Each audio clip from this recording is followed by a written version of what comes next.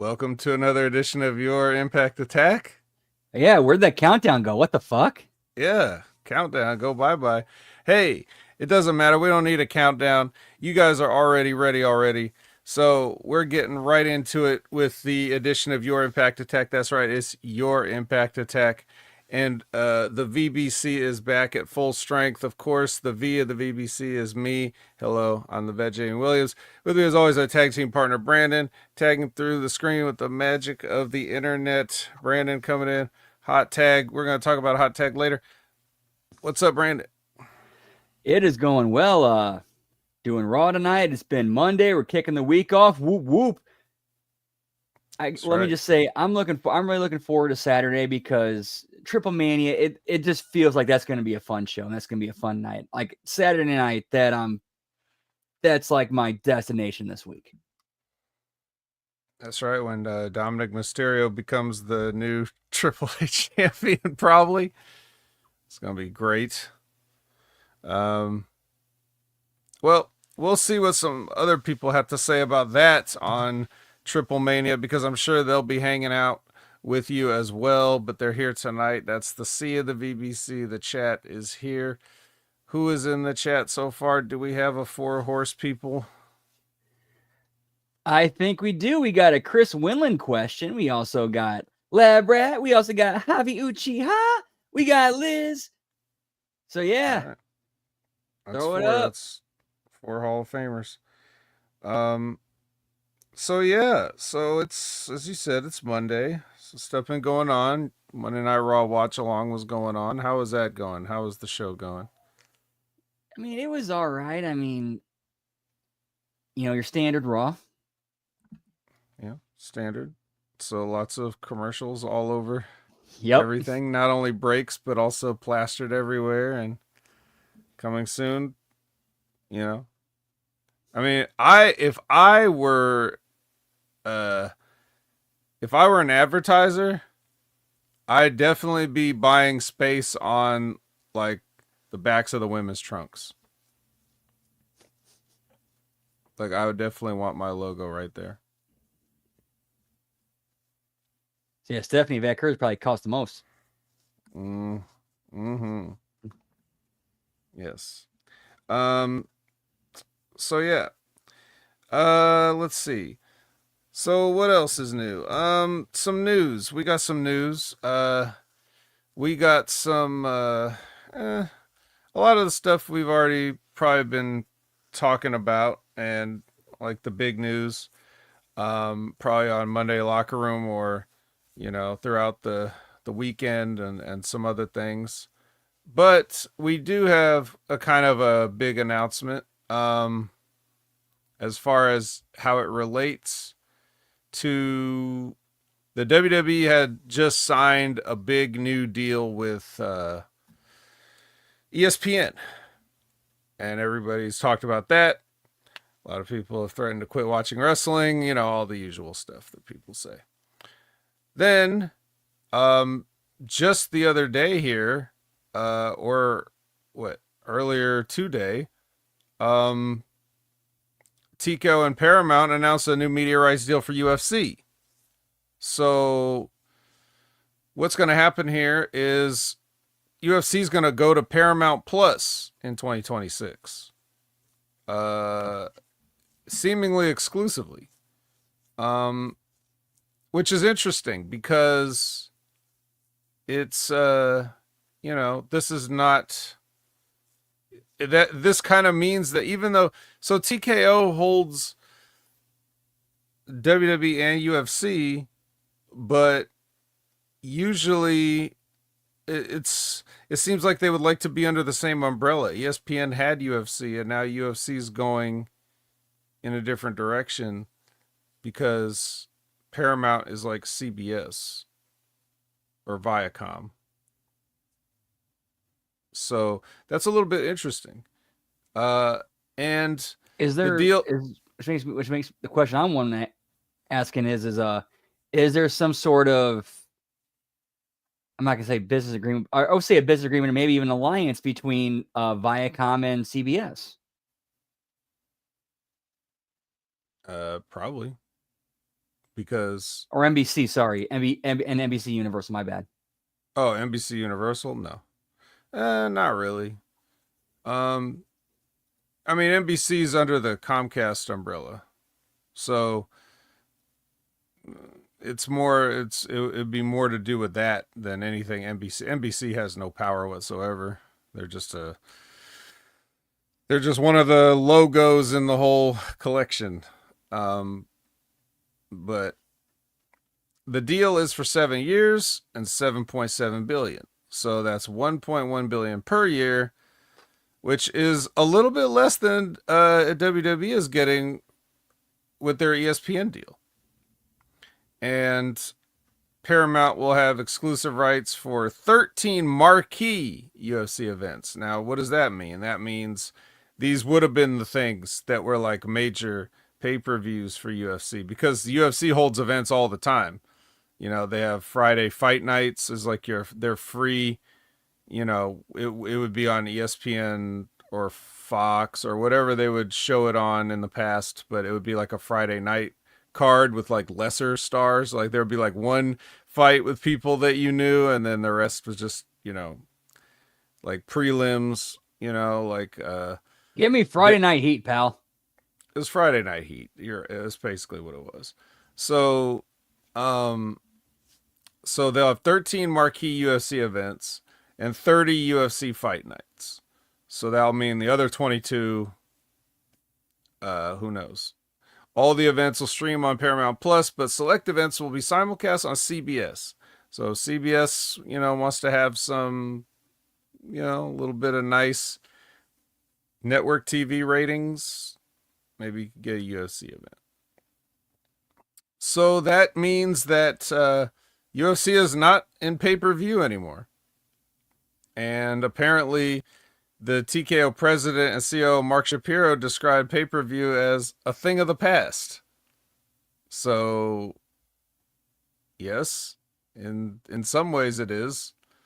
But you know what else is a thing of the past when you move to streaming? Like making any actual money off the fights. That's the thing of the past that we have to talk about, because, you know, when we're talking about pro wrestling primarily here at HMG, that's like our main bread and butter thing. And lest we not forget that the history of professional wrestling is really just like whatever you want to dress it up as, whether you want to argue if is pro wrestling a TV show, or is it a, you know, a commercial for live events or whatever it is. But ultimately what we're talking about is fight promotion. You're promoting fights. You have been since the early days of fights, since whether it's bare knuckle boxing or anything else. Like, you are promoting fights. You are at the carnival, you're saying, hey, step right up and see so and so take on so and so. Like, this is what we do. And the idea is that you get as many people to watch as possible and you take their money. That's how it always has been. With streaming, there's a lot of money being thrown around, but it becomes a little bit complicated because you can now never be sure who has signed up for your service specifically to see these things. I mean, if I pay one flat fee for Netflix and I never care about Monday Night Raw once and I never watch it, right? They can say, WWE can say, well, Netflix has this many subscribers, or Netflix can think that too. They could put out that number, or an approximation of how many subscribers they have. And that makes it seem like that's that many potential viewers for your program. But you don't know who's watching your program, because they might know, but you don't know why they're paying.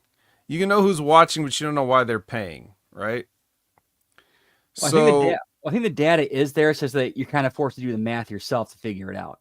Like, you just watch, like, okay, how many people watched Raw, how many Netflix subscriptions are out there, and then just, you know, math it from there. Well, you can't math it. Here's why. because that becomes the other wrinkle into the whole streaming problem. How do you stream, Brandon? What do you need to stream things? Internet. What Devices. what else can you do with the internet? Pirate. Exactly. So let's say we don't even get to the piracy part yet. Let's just throw that out the window for now. Let's say I just use the example. I have a Netflix account. I pay a rate. Okay? So Netflix is counting me. All right? Um if somebody else has my Netflix account password, now they think it's me watching everything, right? So, but if there's three other people, okay, then now they think it's all me, but it's not all me. So now you have your viewership in terms of like who might be streaming Monday Night Raw, but that's like 25% of the people that's watching on just my account. This is one of the reasons why the WWE network failed, because so many people who had the same attitude of oh well, I'm not going to pay for, I'm not going to pay for this streaming service, but I'll just get some my friend has a password, so I'll just get his password, right? So when people would say like, "Oh, the WWE network has, this many subscribers," I'm thinking that's kind of low. That's a kind of low percentage for wrestling fans. But that's because not every wrestling fan is paying a legit $9.99 a month. And it's the same thing with everything else. So we make all these we have to the entertainment business has painted itself into a corner because now streaming is what it is, but the bubble is already sort of burst on it, and they have to keep driving the prices up just like everything else. So inflation is affecting streaming prices, and these streaming prices and subscription prices are creeping up. Meanwhile, people are deciding they're going to be like, I'm not going to pay for this. I'm going to quit or I'll steal it, right? So with the password sharing and the piracy, now you're like, whereas you used to be able to say, hey, we had this many people in the building, going back to the old analogy, hey, we had a hell of a house, and we sold this many tickets. Well, now it's like, hey, I mean, nobody showed up, but I mean, the people that did, we charged the hell out of them, so we made it up. This is kind of where we're going, and at some point, this is going to become, I don't know. It seems like it's going to become unfeasible to maintain like these levels of money, as if the returns just keep getting shorter. I guess they're just going to count on continuing to raise prices and have the same people pay more because they'll just do anything, like they'll just accept it. I guess that's the future. Um I don't know. It's complicated. It's definitely complicated. Yeah, bringing that up like that, because yeah, there will get to a point where they will hit that threshold of, okay, amount of people willing to pay those prices, and then not being able to bring in enough revenue to sustain their budget. Yep. And then that's going to get to when that happens at other companies, it becomes cost-cutting measures. It becomes releasing people, not just the main stars, but people in production that cost a lot of money that have been there for a long time. And Just look at WCW. mhm. Yep. And then we'll have mergers. We'll have even more mergers. I mean, we've already seen a merger, you know, take place under the wrestling watch as far as like, Warner Brothers and Discovery. And they split back apart again. Right. And so this whole thing is a mess, and everybody and people don't really talk about it as much, but it's like I don't know, man. This is a larger society problem. I don't think we're equipped to deal with this, to talk about this on an Impact review show when I just woke up and your day's kind of winding down. So maybe we're the wrong people, but let's just say um uh shit is fucked up. We can But still find anyway, we can still find entertainment in what and what's happening in discussion. oh yeah, definitely. Yeah.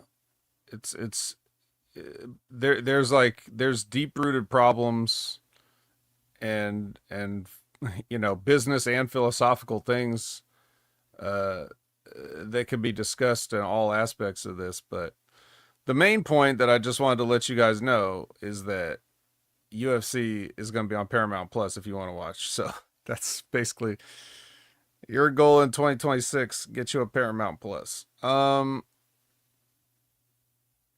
I hear if you get I hear if you sign up for a Walmart Plus something, you get a Paramount Plus for free. So you might want to look into that for UFC fans. That integration, you have that good cross product integration. I was thinking about getting Paramount Plus for the South Park, but then they took a bunch of episodes out, and it's like, nah, never mind. Mm. Yeah, I think I used a free, like a free trial of Paramount Plus when that Beavis and Butthead movie came out, you know, a couple years ago. And yeah, I think I wasted my free Paramount Plus chance. Cuz that sucked. All right. So, speaking of cost-cutting measures or whatever, we all been knowing about carrying a cross lately. It's been a big topic of discussion. As of Sunday, we weren't sure, but we're sure now. He's definitely gone. He's already made his videos about it. It's on his YouTube channel. So if you want to hear what he has to say about it and, get his perspective on what happened, then I'm sure you can go to that. But he's not the only one whose contract expired, because Ashante the Adonis also not only announced on Twitter Sunday that his contract is expired and he was leaving. Um, but yes, Fightful Select provides details. See, this is another thing. What we were just talking about, right? We're talking about piracy. We're talking about, uh, you know, sharing passwords, all this stuff, right? And here we have a Fightful Select report. Well, I don't have Fightful Select, but I'm going to read it to you anyway. See what I mean? It's tough. It's tough out here. Um, so, Tahuti Miles is the name of the guy, and he did actually wrestle as that. Who? Who? Tahuti Miles. Tehuti Miles. Did he hang out with Tablowfish? Maybe. He might have more time now that he's a free agent, but so he I believe he started in the Cruiserweight Classic. That was the first time I saw him. And uh yeah, he was impressive enough there, and he's had a job for since the Cruiserweight Classic. Um And good for him. I mean, if you can get a steady paycheck for that long from WWE, good, good shit. Yeah, well, he was really good. He did, but they never. I don't think they ever knew what to do with him or how to use him. So I think that was the problem. He was too good of a hand. Um, but he's another one of those guys that came from like MCW. Like my guy Timmy Baltimore and Leo Rush and others that came from there. They all seem to know what the hell they're doing. He's no exception. Um, so he'd been on NXT recently and everything. They're just doing a goofy, because they're on the CW, they have to do a romance angle with Carmen Petrovich, Karate Carmen, and some other bullshit. He was in, of course, Hit Row, the original incarnation of Hit Row, and has been, you know, released and rehired with that. Um, so let's see. Yeah. So like, anyways, interesting. He does not have a non compete. Um, so there's been talk about him maybe coming to TNA, which is why it's kind of relevant here. Um, and he did have that one match against Jake something on whatever the January pay per view was. Um, he was the only one that like, Oh yeah, Genesis. yeah, yeah, it was like on the pre-show or something. Yeah, It was I either remember the that now. pre-show or the first show Yep, of the main pre-show. first. Yeah, yeah, and so there's a guy. He's a guy. But WWE's letting people go. People are willing to walk away from this. Because I don't know if they offered him another deal. And the sources of Fightful Select also say that he was on the main roster deal, even though he was on NXT. So I don't know. Yeah, I think it's because he was still on a main roster contract. They sent him down to NXT, but because of the terms of the contract, they couldn't give him NXT pay. Yeah. Which this could be one of those situations.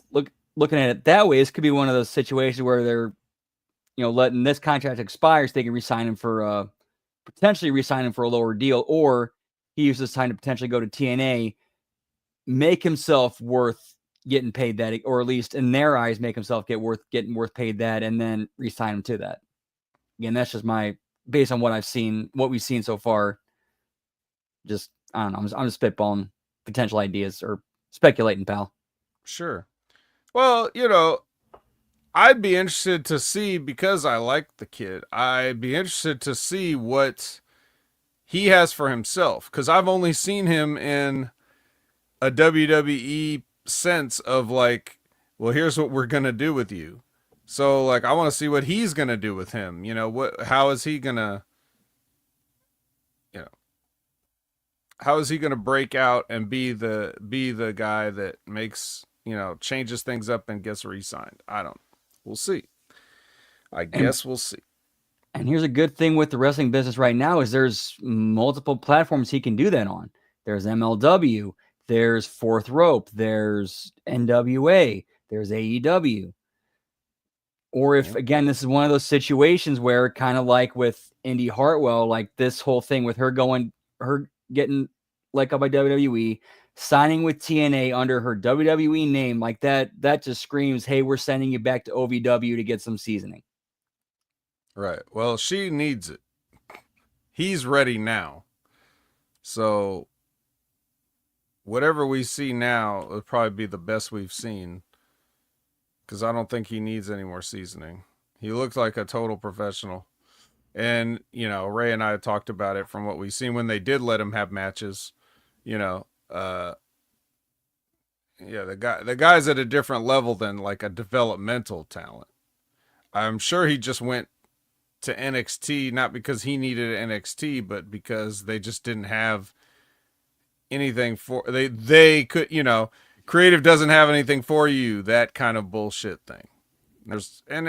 In their defense, it is a bit crowded up there right now. So Just a little bit, which is good to have all these extra outlets. yeah. And that's the good part about WWE not, strong arming everybody like they did in the past. Only AEW. The only strong arm AEW. But everybody else they seem to be cool with. Well, not MLW. Not that cool with MLW because MLW sued them. But that was for, that was for old stuff. Yeah, well, and they also got a $20 million settlement out of it too. Yeah. Well, I know, but that's a reason that WWE would be pissed. It's not so much MLW. I'm sure MLW would love to work with WWE. Maybe WWE's a little salty about that one. So, but everybody else they seem to be on decent terms with. So, we'll see. Um, that's the good news of that situation. Anything else that you feel is newsworthy that we should talk about? Did not really catch a whole lot, but we do have a Chris Winland question this week. That's true. I was going to that next. So, Chris Winland asks, can you guys please touch a little on your mindset during your first official match and your last ever match? What stayed the same and what did not? What would you have changed, if anything? Um, for me, I mean, look, the first ever match, for most wrestlers is probably a battle royal. So I don't know if you count that. So my mindset was just I don't. First of all, I don't. The mindset sounds like a buzzword, so I don't really use that much. I don't say things about like my mindset. But to answer the question, I probably was just thinking, well, I'm in a battle royal, so I got to go do a battle royal. I didn't really know what else to. It was nerve wracking, I guess, to the first time you go out there in front of people, like as yourself. Um, you don't know what's going to happen. Uh, so that level of nerves is the same as like, I don't know. I've had more. I've felt. I've felt more nervous about things like public speaking before. Because once you really go through that curtain, it just sort of you don't have time for any of the nerves anymore. So it just goes to autopilot as far as like your anxiety. I think pretty much every wrestler would tell you that. Maybe other people have slightly different experiences, but some people are really, really nervous beforehand to the point that they might, throw up or something. Um, Other people are kind of just a little bit more chill, but whatever you are before you go through the curtain doesn't really stick once you've gone through the curtain. It's too late now. You're out there. Um, so that was a mindset for the first match. If you're talking about like just whatever a tag team match or singles match or something like that, I don't remember what my first match was, so I can't even tell you. But I assume it was probably similar. I mean, you kind of had a I kind of had a job to do, and I would try to go out there and do that job. It's the same, I guess, mindset as I would every time I go to work now. I don't know how else to describe that. But Brandon, what do you have like your first time? Was it in fact a battle royal? The first time you go out there? A lot of people's are, but not everybody. No, I actually had a pretty unique situation where it was the first match or the promotion or the promotion that I came up under and the school I came up under had this like long running mask gimmick called Super Castaldi. And like I think I was number 13 because several of them had been killed off and then new family members got added. Mm-hmm. And it was basically like a rib gimmick, but it was a thing they would do with like when somebody knew was ready to go and wrestle. Okay, it's a mask. You go out there so that way if something goes wrong, you don't hurt yourself. Okay, it's back to the drawing board, see where we need to work on. Mm-hmm. And apparently there's one dude who had been, around in the area. He specifically, he wanted to have my first match and work with me. And I went under that gimmick and we, planned, most of the spots out. There was some stuff calling the fly, but there was, okay, when we get here, do this, go into this. Okay, we get here, we go, whip me reverse. And then when the finishes, my partner hops up to grab you, you duck, I hit him, roll up 1, 2, 3.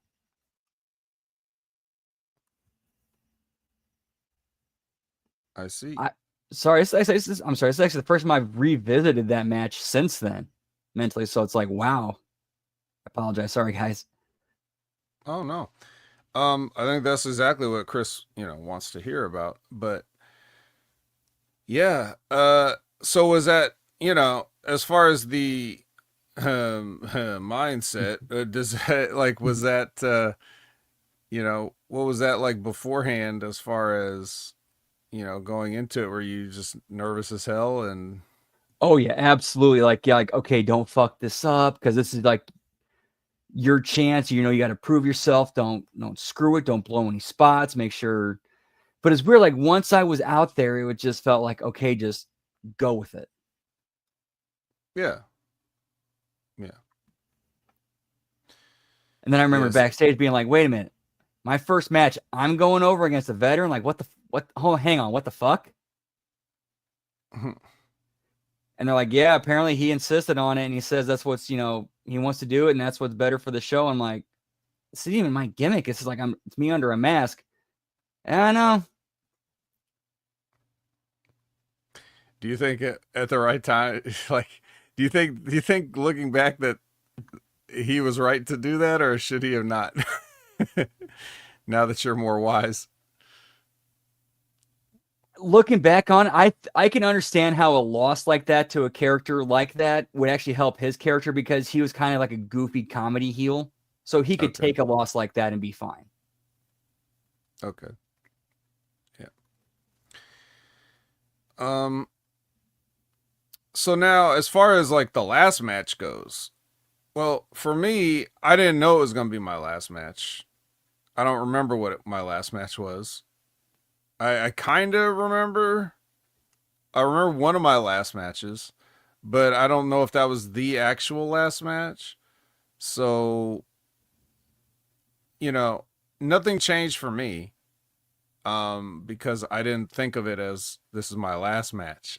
I didn't have a retirement match. I could have, because when I announced that I was, leaving, um, Adam Revolver asked me if I wanted to work on the show that night, but I said no. So, yeah. So nothing changed for me as far as that. Um, what about you? I knew it was going to be my last match at least for a while. I said no, it was going to be my last match. Period. It was just Mm. some uh random match in some small indie in I think they still run there in Crossville, Illinois. Just out. It's called Strictly Insane Pro Wrestling (SNPW). Or I was actually pretty over there as a heel. They hated me over there, which I felt very proud about.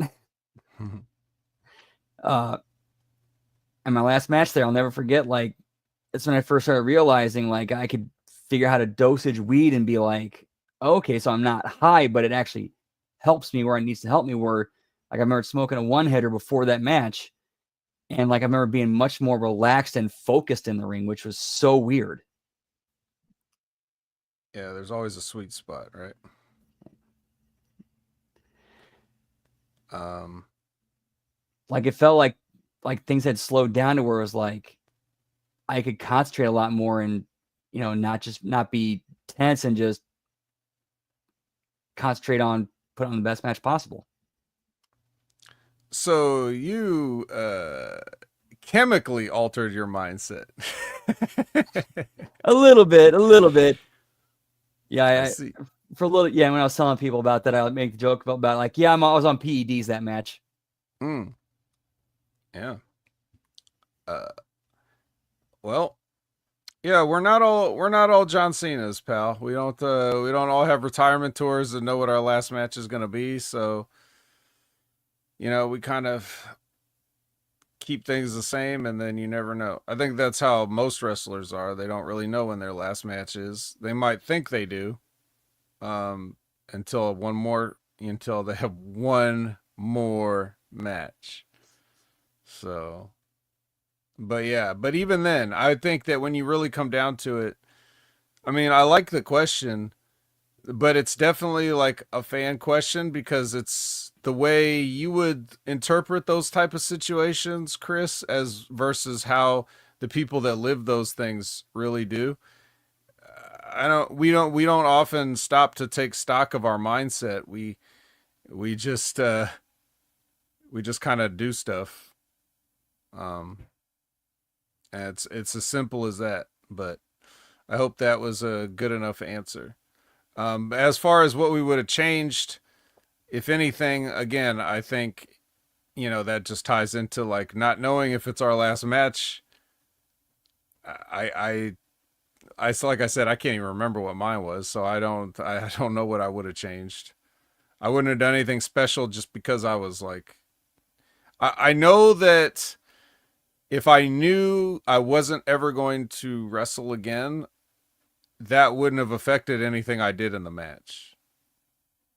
I mean, it's not like I had to put somebody over on the way out because I always put people over, so it didn't matter. You know, I would want to do that anyway. At that point, why would you change it? So, as far as that goes, yeah, I wouldn't have changed anything. Anything you would have changed? I mean, not really. I mean, it ended up being what it was. I still put somebody over on my way out, made him look good, so I did my job, pun intended. Right, yeah. Pin me, pay me, pal. Yeah, that's it. I mean, that's really what it comes down to. I mean, we all just kind of, and not just wrestlers, but people in life. You just get up and go to work. You know, that's pretty much it. It's not as, it seems more glamorous than people's everyday jobs, and it's definitely unique in a lot of ways, and it's definitely a lot of stuff that civilian life would not understand. But at the end of the day, we're all still just people. So, like, we're all doing, we're all approaching it with the same sort of, yep, this is just what we do. Really nothing major about it. So there you go. And that's true even to the top level. I mean, that's the thing. Like when one of the speaking of like last matches, I mean, one of the things that I don't know if I knew it at the time, but one of the I think contributing factors to me deciding like to walk away from the business was being at WrestleMania backstage, like the whole day, seeing how things were and just the general atmosphere and feeling the way I felt all day. I was kind of just like, this is no different than what I've been doing, really. This is a much bigger building, and there's a lot more people here, and there's a lot more stuff going on. But as far as like how I felt, there was no WrestleMania magic. There was no, it wasn't like, oh wow, look at this. It's night and day from what we're doing. It is on the other side of the curtain, really. And it's like being inside a clock. Like if someone shrinks you down and puts you in a clock, and then you're like looking around at all the gears turning and stuff like that, and you're like, yeah, but I didn't feel any different. I didn't feel like it was a special place to be. So I think that was like a big wake up call as far as like maybe everybody didn't have that feeling, but I definitely had that feeling. I definitely had that feeling of this is just a workman like pack a lunch and show up. This is just what we do. So whether that's the Davis Arena or Ford Field, I didn't personally feel any different about what I was there to do as far as like the just do your job mindset. And I felt like, well, if this is everybody's goal in the business is to be here, then uh like I didn't feel like I was missing out if I don't ever come back, is how I put it. So it's kind of weird, and I know a lot of people would probably think I'm crazy hearing me say that, but that's That just that does not sound crazy at all. Because if I was like sold this whole thing and then when I finally get there and get to see a glimpse of it, and it's like, oh, this is what it is, I'd be disenchanted too. yeah. Yeah, I'm not gonna blame that on me leaving wrestling, but that was just one of several contributing factors that was like, yeah. So, well, I guess that's that. Unless there's anything else that we need to touch on or put a button on before we move on. Nah, it's impacted up, pal. Whoop whoop. All right. Well, we got our standard ketchup packet. Oh, look at that. Already ready. Boom. Ketchup packet. And of No course it's countdown Heinz. needed. Yeah, And it's this I'm making Heinz. sure I'm not using this one. Like I keep this one specifically for this. Special special gimmick ketchup packet now. Um and we're gonna kick it off with Trick NA, baby. Um he's gonna come out, he's gonna come to the ring, he's gonna do a promo, he's gonna call Moose a bobblehead, and his whole family is a bobblehead and all this other stuff. And then Moose is gonna come out. And I know Moose has been using his I guess you would call it his babyface theme, like his older theme. Uh I don't know if I like it. Yeah, Especially at times like this. the heel theme still would have worked. It still could have worked great for him as a baby face. Yeah. I wonder whose idea that was. But I also don't think, him coming out with the big glasses and stuff like that is necessarily, especially if all he's coming out to do is he comes out and Trick says, "What, are you offended that I called you a bobblehead?" And basically like hands him the microphone. He takes the microphone and looks like he's going to say something, but then he just hits Trick in the face with the microphone and he sells to the corner, and then Moose does this big flourish of, like he's going to hit the spear, and he does the double point and all this other stuff, and then Trick just bails out. I swear to God, what, like, this isn't the Moose I know. What happened to the Moose? Like, even, I'm not even talking, even if it's a baby face, whatever, forget the music, forget the glasses, forget the street clothes and all that, forget all that. I'm just talking about exactly what he did in there. Like, where did like this emperor like figure go? Like, he's been being whittled down to a normal human over the past few months, and I don't know if that's the way to go. And those glasses make him look like a Poindexter a little bit. Yes. I mean, shit. I mean, I get it if you can't see, but I never seen you wear glasses before. Again, I like freshening stuff up, but this ain't it. No, this ain't it. You are not freshening this. But I don't know, man. I don't know what goes on with these people. I don't know who has been in charge, but it's like the ball's been dropped so many times, as far as these things go, like in different ways, but each time it seems to be worse than the last. This isn't just a drop the ball. This is like they pick it up and run it in for 6. This is not. This is nothing I want to see. Moose doesn't say a word. Why not? You had no problem giving him the microphone for like 2 years. Yeah, why not sick that, that Moose that we've seen the last, year, 2 years, but he's just going after a heel and Trick Williams, and he's, loyal to TNA. You can still go with that. Well, I personally would have thought it would have been better if you want to. I mean, if you're trying to get this angle across the right way, I would be saying like, well, Moose could come out there and he can just cut Trick down with 3 or 4 different lines that basically say you're just a kid and I'm a man and I'm going to beat you and whatever and leave. You don't even need to get the physicality involved because we're going to have the physicality. That's the whole thing.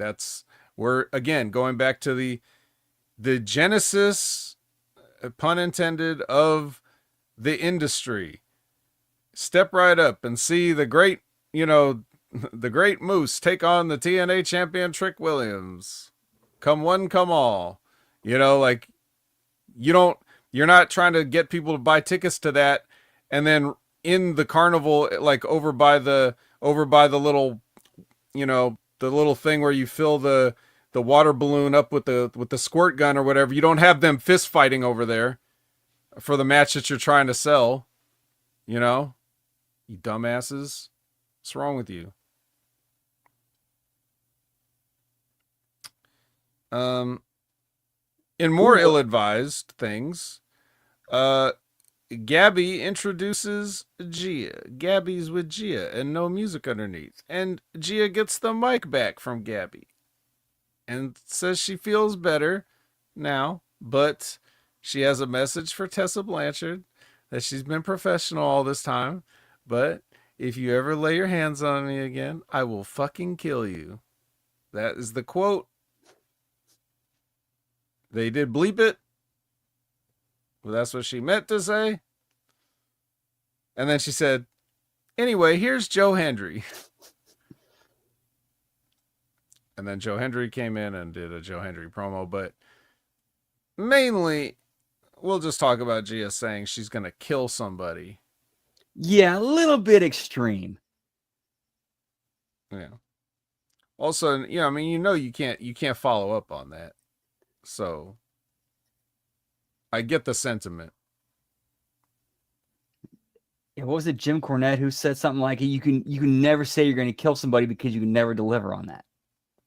Yeah. Yes.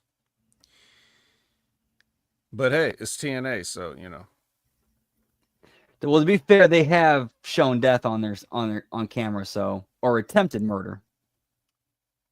We thought it was successful at the time.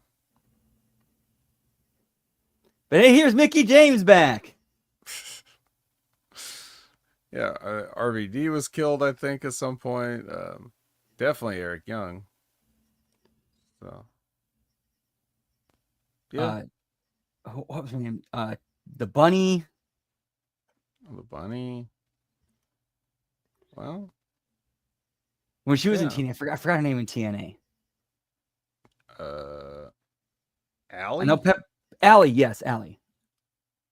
Yeah. Yeah, I guess if you're gonna threaten to kill somebody, TNA is the place to do it. I guess when you put it that way. Well, yeah, PCO came in dead. So. Yeah. Oh yeah, and Johnny Bravo, forgot about that one. Yeah. All right, well, I take it back. No notes. Gia, go ahead and kill Tessa Blanchard. Burt Macklin visits the Rhode Island Football Club.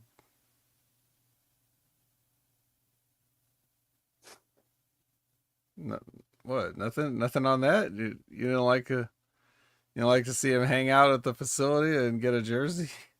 It just felt like they're trying so hard to, like, hey, we're so big that we got this local soccer team to do a thing with us. Like, yeah, we're trying so hard to be like the like, hey, we're in a college town like Penn State. We're doing something with them. Hey, we're doing something with the Georgia Bulldogs. Not quite. Yeah, or somebody throwing out the first pitch at a major league game or something. Well, after they smartened up the soccer team about who Burt Macklin was, then they pretended to all have a good time. Yeah, like, oh, it's a nice bell. Oh,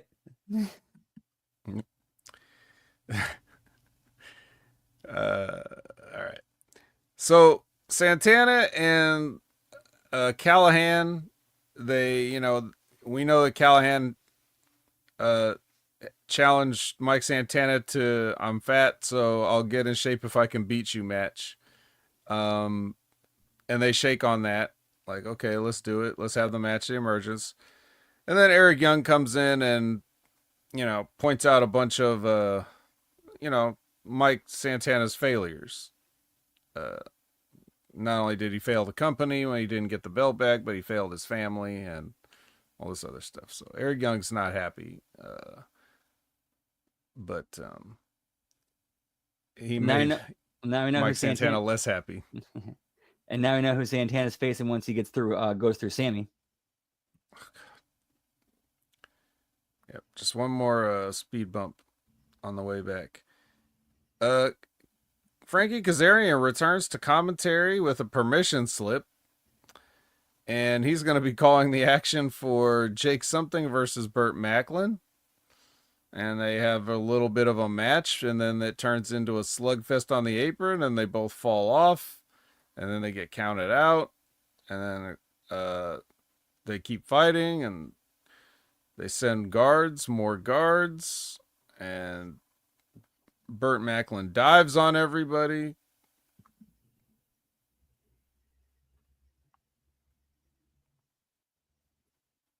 Apparently, there's also Carlos Silva who gave Frankie Kazarian permission to be at ringside or do commentary. So it's like, dude, how he's the new Dixie Carter. He's gonna be the new Dixie Carter.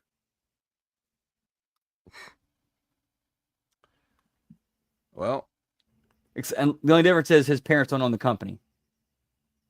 no. Also, he doesn't seem to have a charisma or even a pulse that I'm aware of. So, I hope he doesn't want more screen time.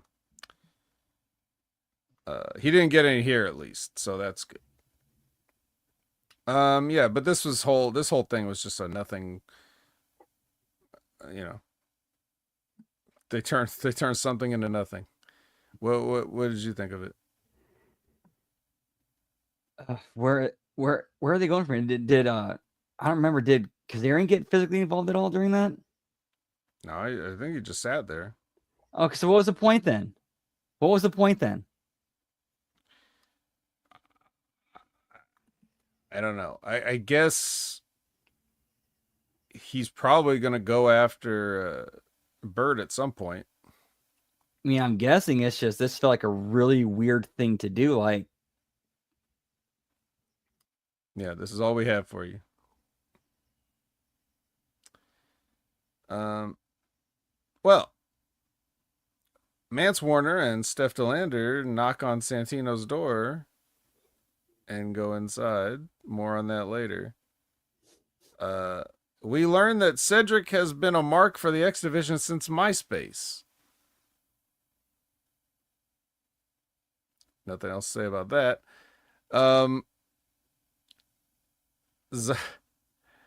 We get a tag team match playa. It's the Zayas versus M and Heather by Elegance. Again, it's a match. However, I will point out they actually did a hot tag. It was actual. It was hot. Brookside came in. Boom, boom, boom. And then the match was what it was after that, which, Lee won with some airplane spin into facebuster type move and beat, I don't remember which one. M? Maybe? But yeah, I think it was them. yeah, but the main point that I wanted to point out was that they actually worked up to the hot tag and got a nice hot tag. So yeah.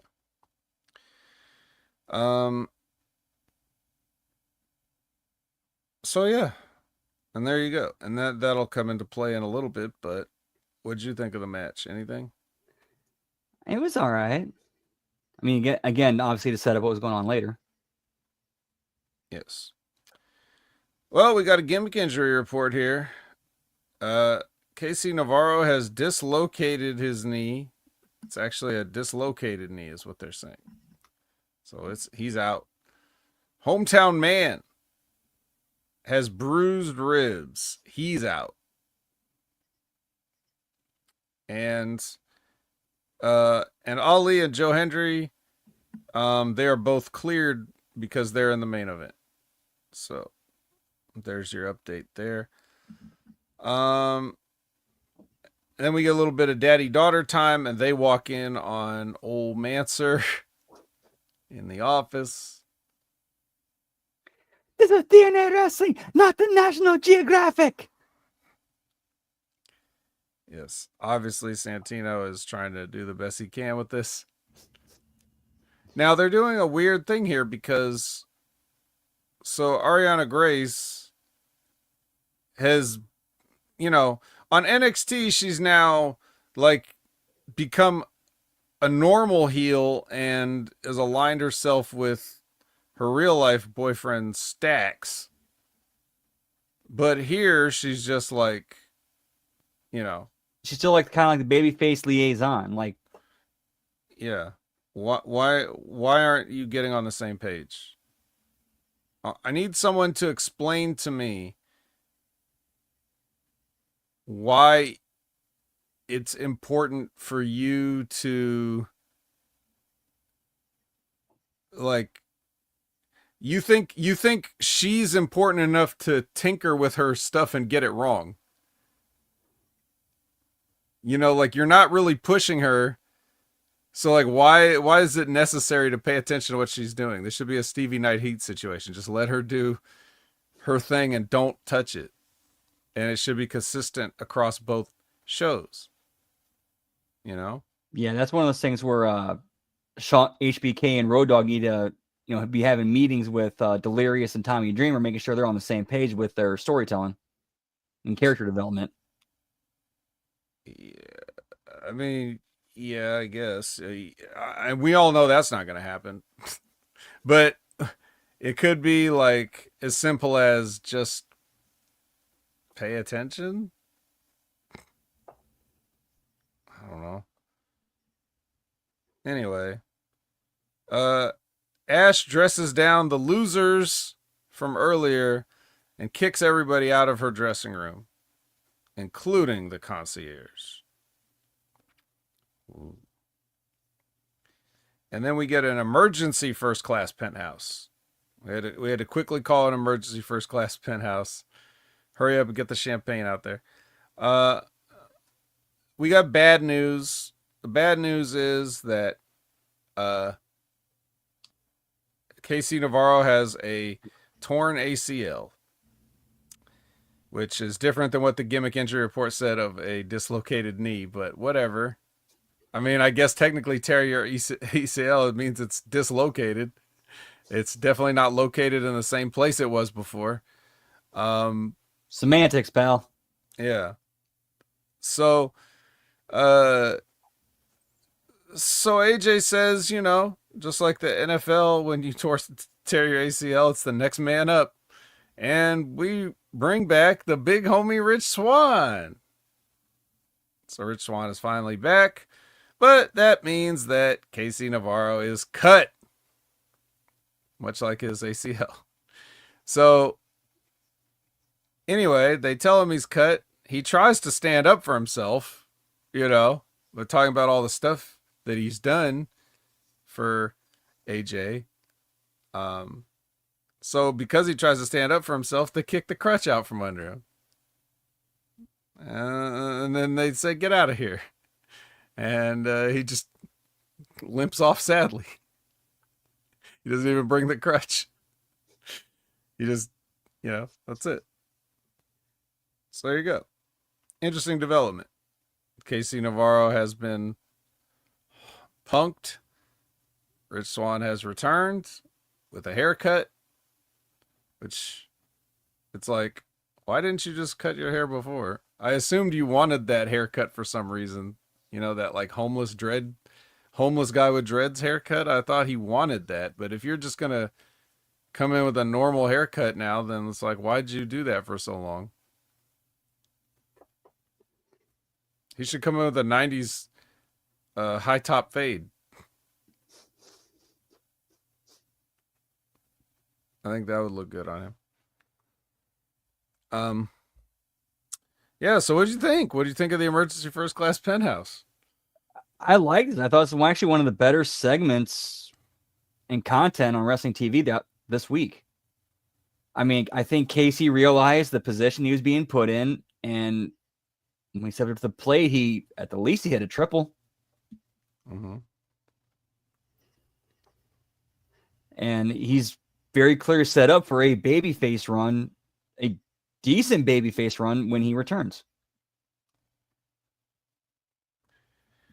And it made Francis and Swan look like such dicks. Like, dude, kicking out somebody's crutches who's legitimately hurt. Yeah. Well, I mean, it's they've definitely done stuff like this much worse. I mean, we've seen it a lot. So, we'll give them the credit there. I think a lot of that credit goes to Swan, Navarro, and Francis. Yeah.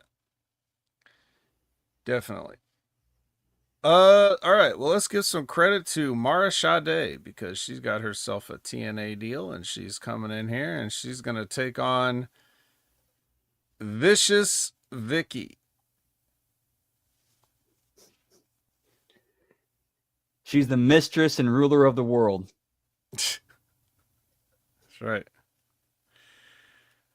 And she doesn't give a damn about the memories of Hulk Hogan either.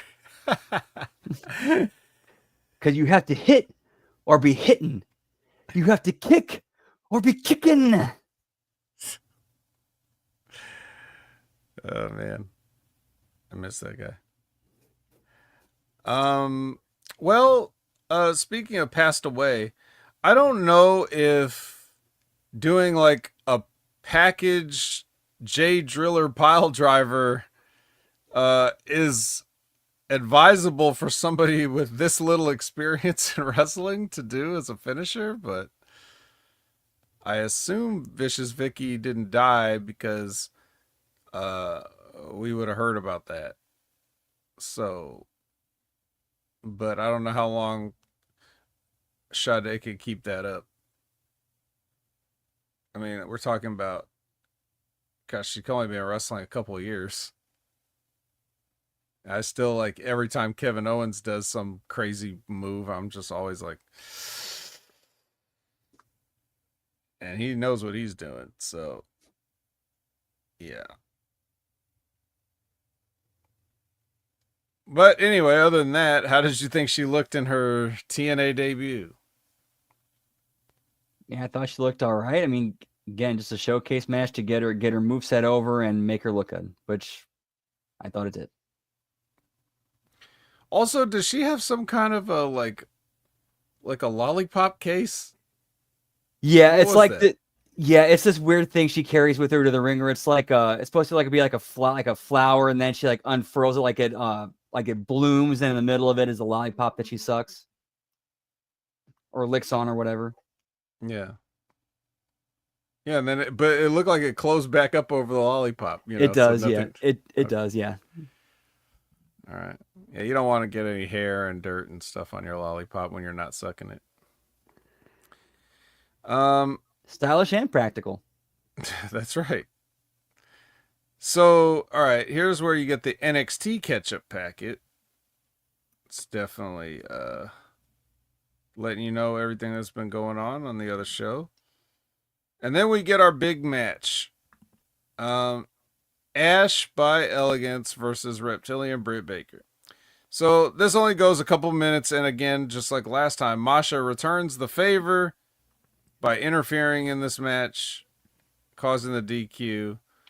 And then it turns into a super schmoz with the Elegance brand, and the Zayas are back out here. The Inspiration gets involved somehow, and so.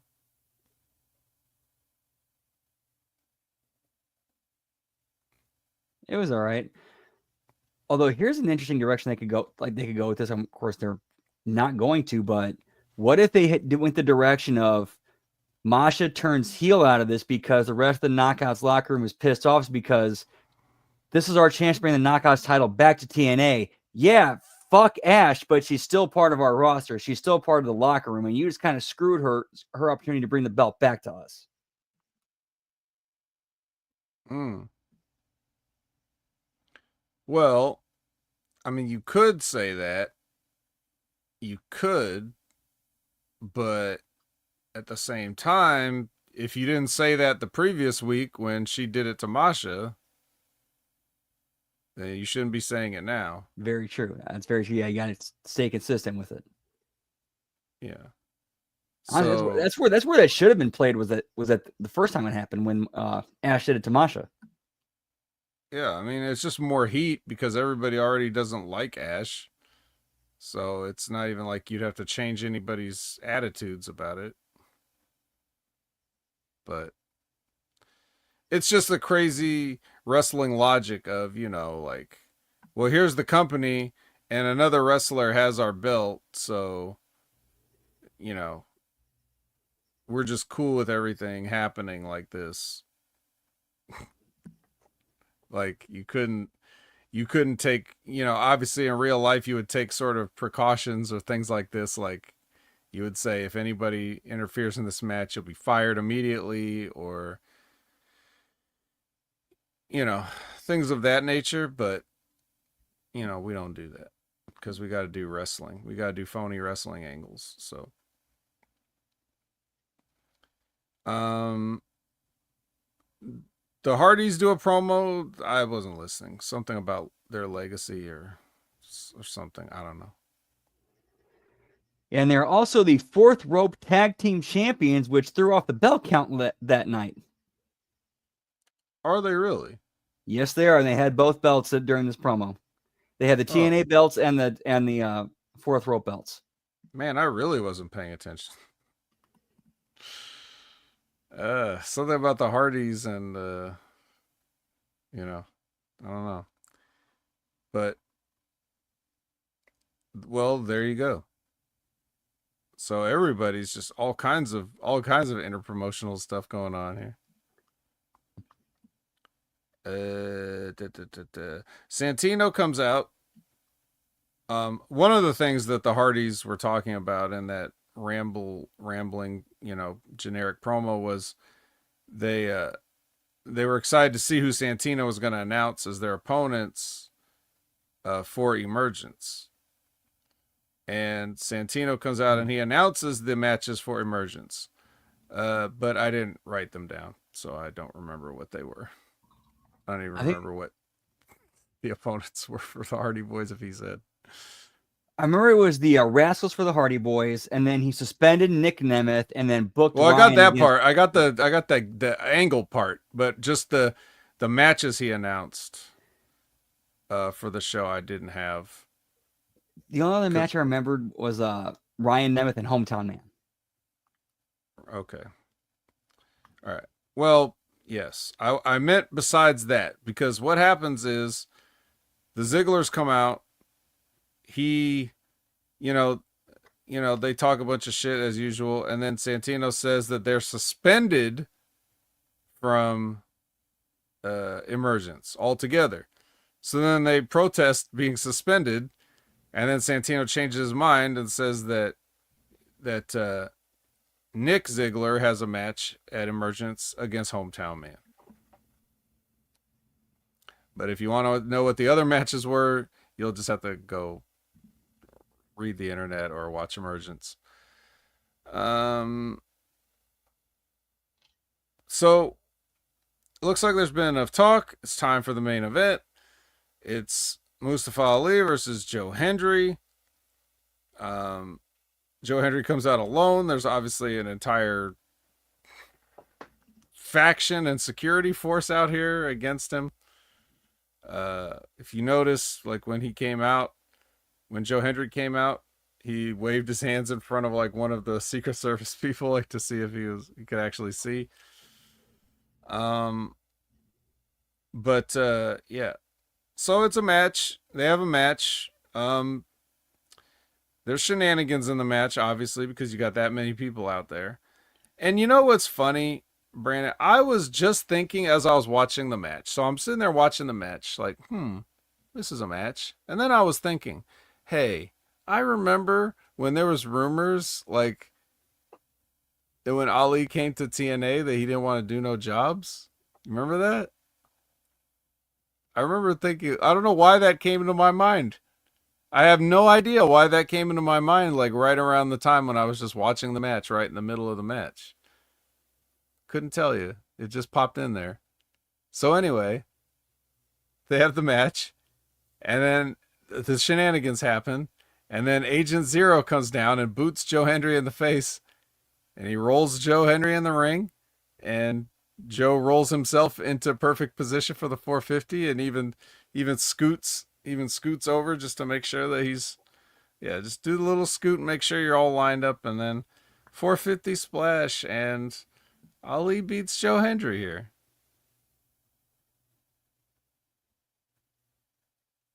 I will say this booking decision, I kind of took it as of TNA knows Hendry's on it. He's not re-signing with them. He's going to WWE as soon as his deal is up. So let's have him put some people over that we're going to try to elevate on his way out the door. You think? Think that's what it is? I mean, they kind of did the exact same thing with Jordynne Grace when they had her put over Tessa.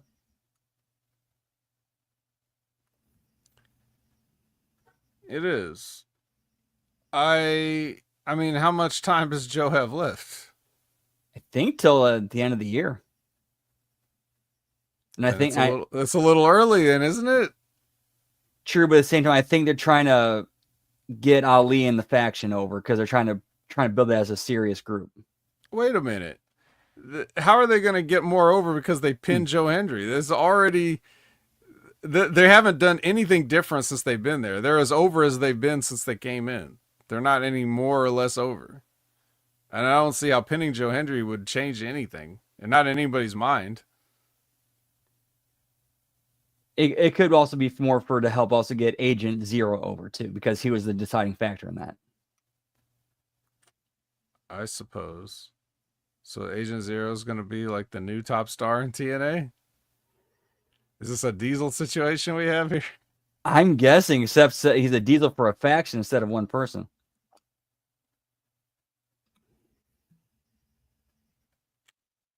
Yeah. I just think it sucks. I mean, nobody... First of all, I mean, I know that's just what you're trying to say to explain it. But then I was thinking about like the TNA office, and it's like, you can't get anybody over. Like, people are getting over in spite of the office. You know, like if we like somebody like a Moose or whatever, it's because of what we see, not because of what the show does, right? Like, I mean, if it was about TNA getting Moose over, for example, then we wouldn't have spent the past 2 years just going like this all the time. Right? And if anybody's listening on audio, that's just me face palming. Just, you know, the idea of getting somebody over is, you know, you trick people into believing in them when maybe they shouldn't.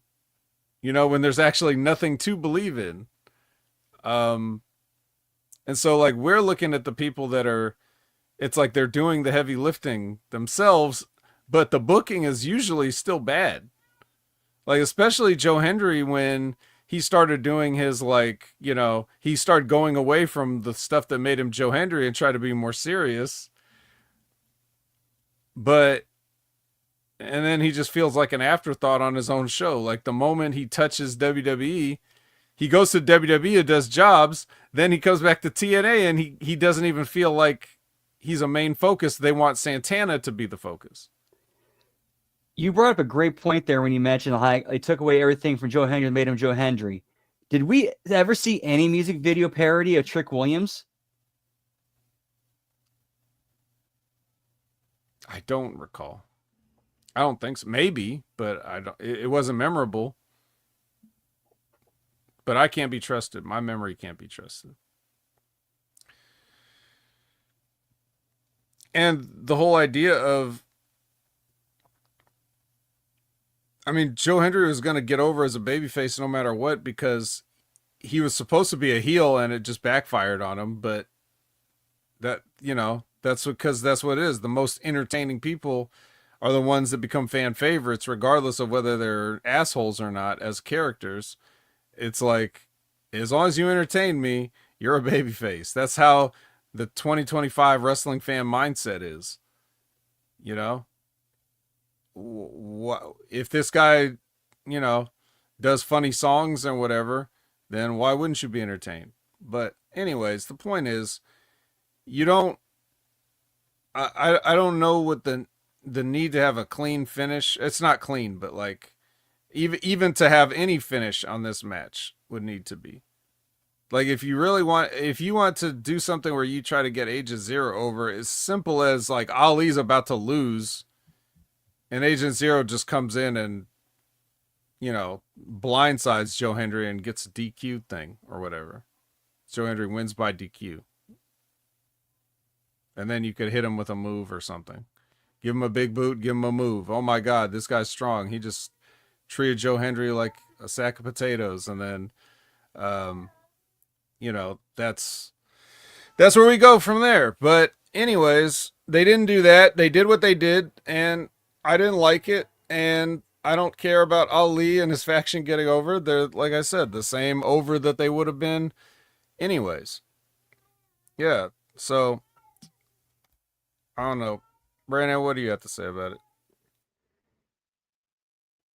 I mean, our peer said this kind of, to me, this felt like this was, all right, we know Hendry's contract's running out to the end of the year. We'll have him put some people over that we personally have stock in and we see as, our main guy. So we're going to have him put, say an Ali over to give him some credibility on his way out the door. Again, that was just what I got out of it. All right, well, let's get us out of it because we've just about covered the entire show. So I don't know. Emergence coming up. When is that? Friday. Oh, come on. Yep. All right. Emergence on Friday. Please look forward to it. But as for us, what do we got coming up? Well, see, for me, as always, you can catch me on Twitter, or as the kids call it these days, the X, at LG Brandon Whoop. I'm also on Twitch at twitch.tv/LG Brandon Whoop Whoop. And on the HMG YouTube channel tomorrow night, we got the late start NXT watch along, which will start as soon as the A show goes off the air. Wednesday, we got the AEW Dynamite watch along and belt count. Thursday, the TNA Impact watch along and belt count. Friday, normally we do a SmackDown watch along, but this week we'll be doing the TNA Emergence watch along. And then Saturday, we got AAA Triple Mania watch along. And then Sunday, HMG After Dark. I think we might go to do a Trailer Park Boys / Shorzy watch along. Pick up where we left off there. All right. Well, as for me, you can find me at Opinion Haver everywhere. You can find me at all the normal local shows. You can find me. Yeah, let's see. We'll run them down. Wednesday, 8 a.m. Pacific, 11 a.m. Eastern, Next Level Wrestling Viewer, Big Ray Hernandez. Talk about NXT. Sunday, 8 a.m. Pacific, 11 a.m. Eastern, The Wreckage with Jimmy T. Talk about AEW. We got Wrestling with Rip Rogers on Friday. We got Stevie Richards show on Friday. We got Timmy Baltimore's Limpin' Ain't Easy. And who does he have on Limpin' Ain't Easy for his next guest? Why, it's none other than former Ashante the Adonis, Tahuti Miles. Well, that was quick. So, hot off the presses, Timmy Baltimore with Tahuti Miles. So check that out when that becomes available. And of course, you'll know when it becomes available if you subscribe to Limpin' Ain't Easy. So please check that out. So I guess that's just about it. So for Brandon, who's going to continue the Raw Watch Along shortly, I am the vet, and I don't have a sign-off line. Whoop, whoop. Yeah, we're picking up Raw Watch Along in about 10, maybe 15 minutes-ish. Hope to see you there. Yeet, yeet.